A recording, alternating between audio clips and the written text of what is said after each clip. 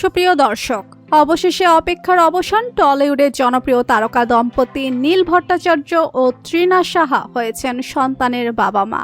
হ্যাঁ, ঠিকই শুনছেন, এইমাত্র তাদের ঘরে এসেছে নতুন অতিথি।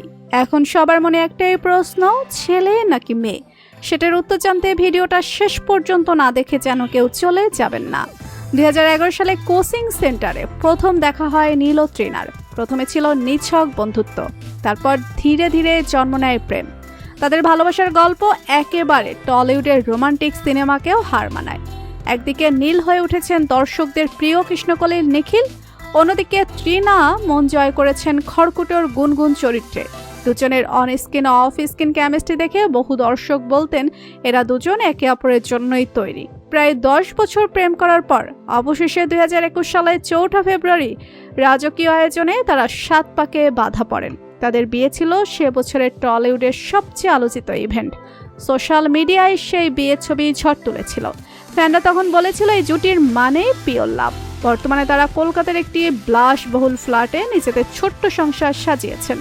মাঝে মাঝে তাদের ইনস্টাগ্রাম পোস্টে দেখা যায় হাসি খুশি মুহূর্তে ভরা দাম্পত্য জীবন। আর এখন সেই সংসারে এসেছে জীবনের সবচেয়ে বড় আনন্দ, তাদের প্রথম সন্তান।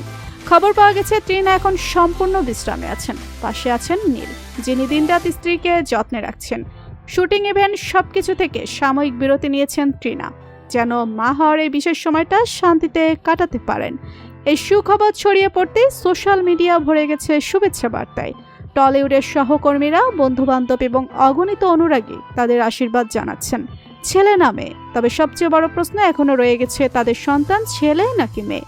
এই খবরটি এখন আনুষ্ঠানিকভাবে ঘোষণা করা হয়নি, তবে খুব শিগগিরই নীল বা তৃণা তাদের সোশ্যাল মিডিয়ায় জানাতে পারেন এই সুখবর। তো বন্ধুরা, নীল তৃণা বাবা মা হয়েছেন। এই খবর শুনে আপনাদের কেমন লাগছে? ছেলে হলে বেশি খুশি না মেয়ে হলে? কমেন্টে লিখে জানিয়ে দিন আপনাদের মতামত।